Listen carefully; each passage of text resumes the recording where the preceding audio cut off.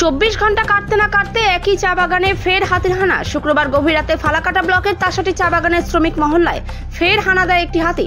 স্থানীয় সূত্রে জানা গিয়েছে, এদিন দলগাঁওয়ের জঙ্গল থেকে একটি হাতি বের হয়ে হানা দেয় স্থানীয় মিনা ওরাওয়ের বাড়িতে। রান্নাঘর ভেঙে তছনছ করে ওই হাতিটি। এরপর জঙ্গলে ফিরে যায় হাতিটি। বাসিন্দাদের অভিযোগ, এলাকায় হাতির হানা রুখতে বন দপ্তরের তরফে কোনো ব্যবস্থাই নেওয়া হচ্ছে না। রাতে ওই এলাকায় বন দপ্তরের নিয়মিত টহলদারির পাশাপাশি ক্ষতিপূরণেরও দাবি জানিয়েছেন তারা। इस बारे में मैं बोलना चाहती हूँ।